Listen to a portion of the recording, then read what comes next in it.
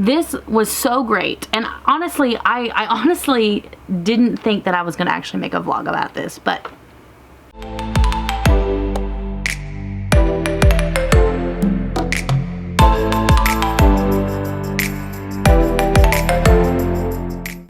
story time. I was filming and have been filming for the past couple of weeks a vlog updating our process on the flea market. It has been very interesting, and I've actually been sitting on this footage for a while because I didn't know what to do with it. I was really confused as to what my thought process was these past couple of weeks. And I want to share that with you, even though part of me is a little hesitant to. I know a lot of people like to have opinions about how other people do things. They like to give unsolicited advice and things like that. But at this point, I'm about to share probably a pretty embarrassing thing that I have done here in the past couple of weeks. I forgot where I was going. I forgot my goals. So much so that I got so wrapped up in the everyday life of things and trying to make these quick reactionary decisions. I almost feel like I made a mistake. And I want to share that with you. I'm going to walk you through it. We were looking to move a whole bunch of Amazon small box return pallets. But what I realized is after Whitney had gone through all of the stuff, we actually didn't have as much items as I thought we did. And my anxiety-ridden self started to freak out. So here it is. Yeah. So yesterday, Whitney went through all of the bins, tossed out the trash, and basically this is what's left for Amazon small box return stuff. All right. Okay, we talked about... Not a lot. No, we talked about... we have this whole plan about trying to figure out how to make these bins. Because we've got this stuff here, yeah. Right? This is going to the flea market. Then we've got these few bins here, which we want to try and sell online. See if our VA might list those for us. But there's still only like 3, 4, maybe. Exactly. I think we thought that there was a lot of stuff because we had them all in bins, but those bins weren't very full. Yeah. And so we actually ended up having less than we thought. So this is not going to hold us over until we can get down to, a pallet place to get some pallets. So my question is, what the heck are we gonna do? Because I'm like freaking out now. Because I'm like, we don't have as much inventory. I'm like, we don't have enough inventory. So like, what are we gonna do? Like, we got this flea market now. We're supposed to be, filling this with all of these small box items. We had this whole big plan of how we were gonna do it. And now I realize we don't even have the stuff that we thought we had. So I'm like borderline panic mode right now, babe. Sucks, because we were gonna test to see, get up the whole booth set up with small box items so that we can test to see if it actually worked before we bought more pallets. But then this isn't really even enough stuff to test it. To test. Yeah. So our previous plan is now no longer good. The only thing that I can think to do right now is that we may have to run by the storage unit and see if we've got bigger stuff. But at this point, I don't think that we should even consider setting up that bin, building that square, bin, if we don't know for sure that we're going to have that stuff. That might be something we do later when we get more pallets. It's not worth spending the money to do it. So I'm thinking that we just try and see if we've got any medium-sized stuff. We still have boxes there. We still got quite a bit of stuff there, so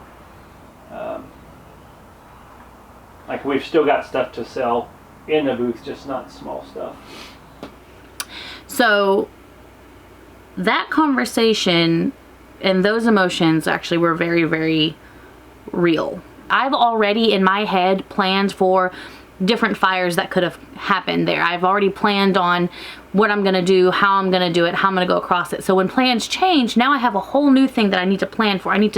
I like to see the bridges before we come to them. This was actually a moment of panic for me because I'm like, we're about to spend some money and we're trying to make these bins where we can just pile a whole bunch of Amazon small box stuff. And we've only got like 4 bins and we were just not prepared to buy any pallets anytime soon. For one, there wasn't a lot available out there, and there still actually isn't quite a lot available out there, and for us to get them in our area, shipping would just be absolutely ridiculous, and for us to leave our 3 kids, drive and pick something up would take a lot of planning. We just weren't prepared for all of that. We thought that we had plenty of time. Until then, we had a storage unit full of stuff, Amazon medium box items, mostly stuff that we can't sell online, and we thought that we were good. But in order for us to move this stuff as quickly as possible and get our cash flow going again, we were thinking, well, we could do an Amazon small box booth and then an Amazon medium box booth. If we have a whole bunch of $1, $2, $3 items in these little bins, would that not lessen the value of the more expensive stuff that we had? I mean, we had leather bags, we had, you know, bigger like lawn ornament type things. I mean, we had all sorts of stuff. Some of this stuff we could sell for $30, $40, $50. We had a few $100 items. I just didn't feel particularly comfortable putting those things together in one booth because I felt like they would devalue each other. So we were thinking either one large booth, right, a humongous booth, or 2 smaller booths. Our flea market owner calls us and says, hey, I've got 2 booths that are coming available right next to each other. How about we let you have that booth? We take the partition down and we have this giant booth now. And I'm going to show you the clips for that. Like, let me just show you real quick. There's no bigger booths available for a while, but there is 2 people who are moving out of their booth at the end of this month, and they're willing to take out that center partition, and we'll just pay for 2 booths that are side by side for one massive booth.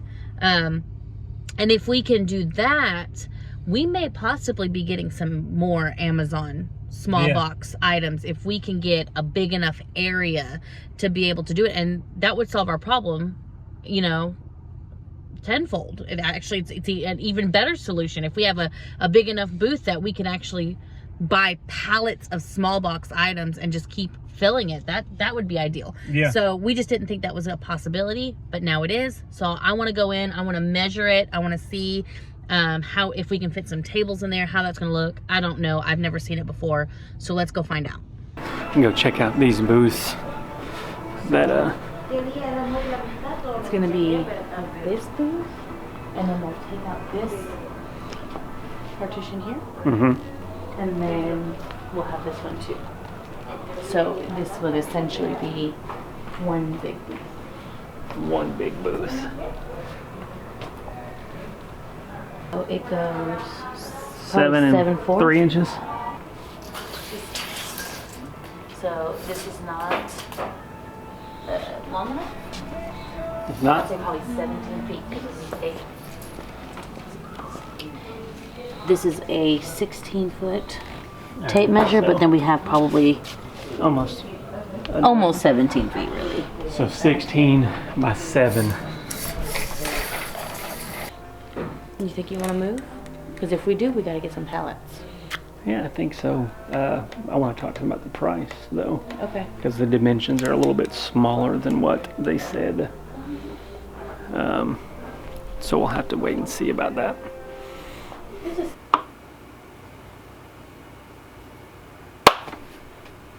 I don't know.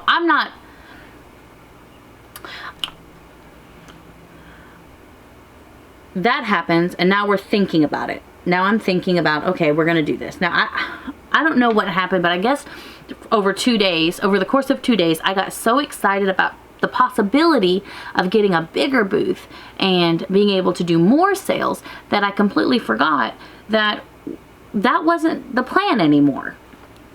So Joe and we sit down and we talk about it, and Joe says, you know, I really don't think that we need to sell. I don't think that we need to get the bigger booth. He's like, we could get the bigger booth. I know a few places that are within a day's driving distance that we could go get 3 or 4 pallets and make it happen. He's like, but we have stuff that's still sitting in our storage unit. We need to figure out how to move that stuff. On top of that, if we spend that much right now just to get some pallets real quick, he's like, I don't know if that I feel super confident and super comfortable scaling that. And I said, you know what, you're absolutely right. Like that is so smart. We're not going to do that. And I agreed with him. And I was already kind of getting to that point where I'm like, I really don't feel all that comfortable. I don't really feel all that comfortable getting that flea market booth anyway.